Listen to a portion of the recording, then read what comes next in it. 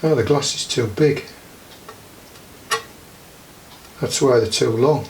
We've been sent the wrong kit.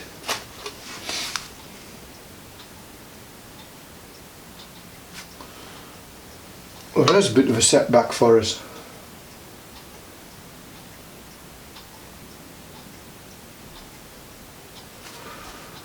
Right, cancel that then.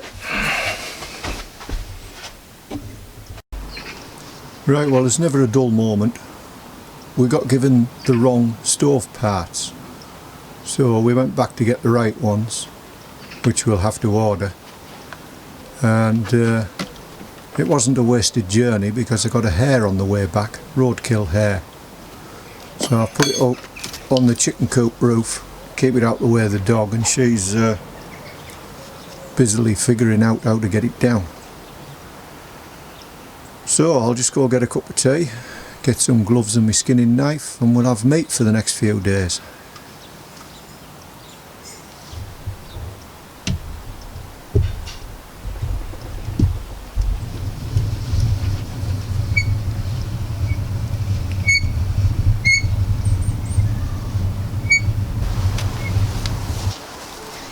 Get out of it.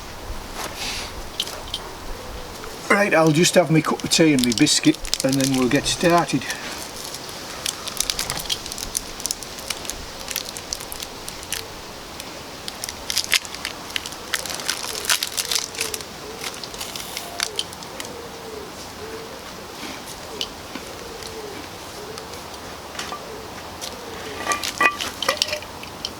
Oh, will you stop wrecking the place?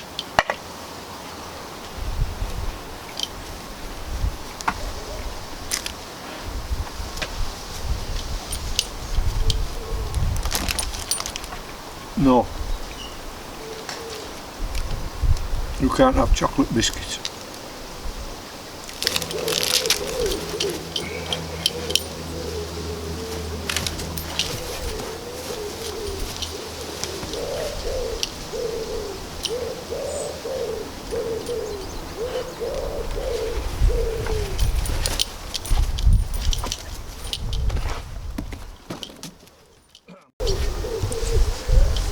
Right, so there we go then. It's a hare, not a rabbit. It's got longer legs, longer ears than a rabbit.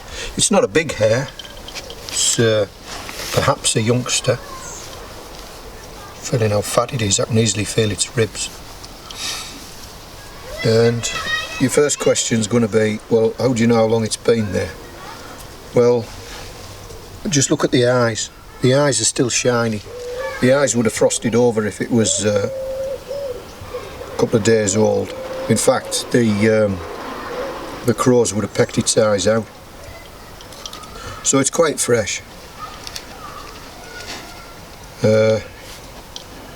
I've squashed its lower part there just to get any excess pee out of it.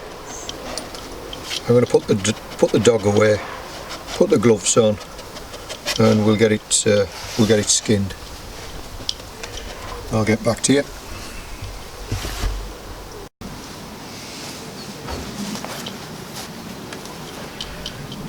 Right, I'm sure we all do things our own individual ways, but I've never been taught professionally how to skin.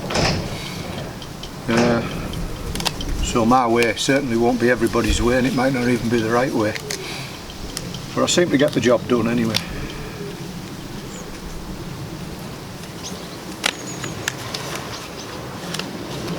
Of course, the first thing you want is a very sharp knife.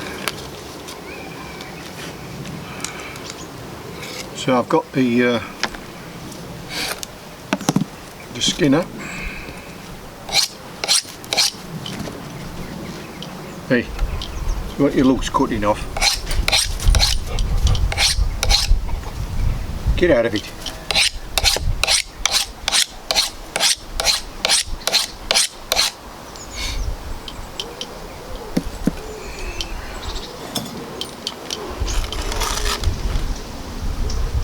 Right, that'll do for that.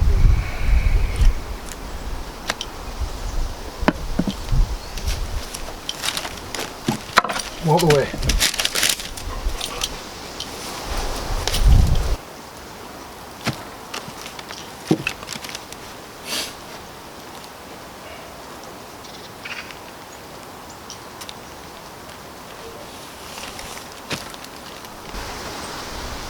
Alright, come up there.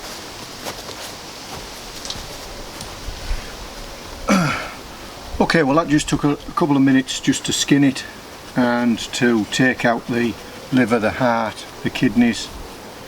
Obviously I took the feet off, I took the head off, and it just wants now cutting up, and some of it will go in the freezer.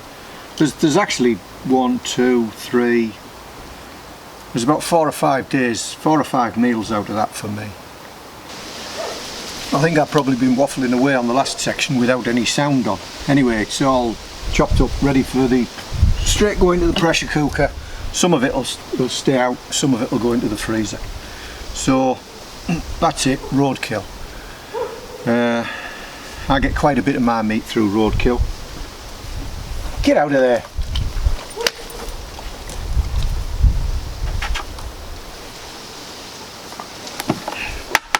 That's what I've been washing it in. Some of the points I covered when I thought the sound was on, and probably it wasn't, was just be aware of parasites. There are many parasites wild animals can carry. Liver fluke, intestinal worms, all sorts of diseases you can get, hence the but you pays your money and takes your chance. Get disposing of the waste, do that responsibly.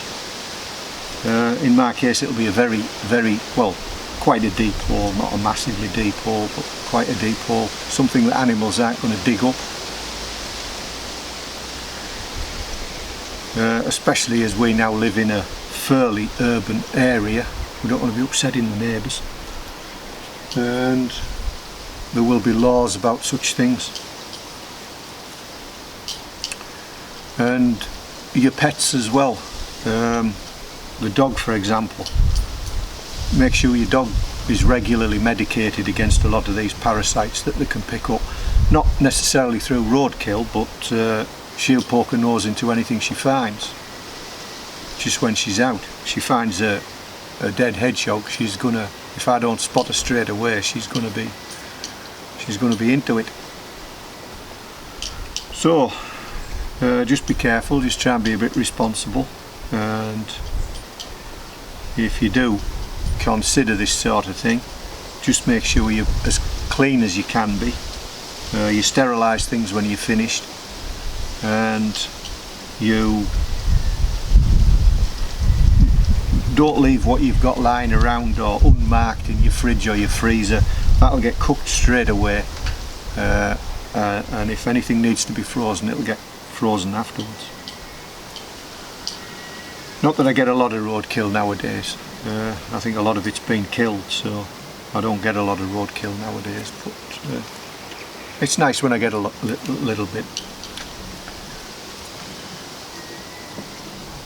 And just be careful, you do need sharp tools, very sharp tools, so sharp that you won't even know you've cut yourself until you start seeing the blood. So be careful. So that's it for now. I'll flies on it. I've just had a little episode of yellow jackets, wasps. Wasps like meat.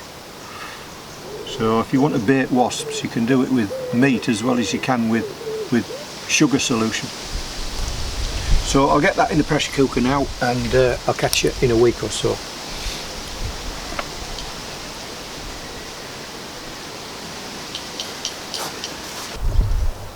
Just make sure you disinfect everything afterwards. There's the yellow jackets.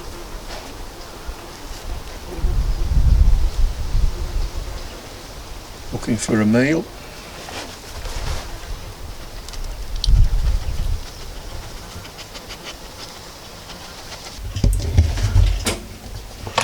The importance of sterilising everything. Oh, I wanted that for this. So I'm just pouring boiling water on my knife, and the cloth, and the bowl.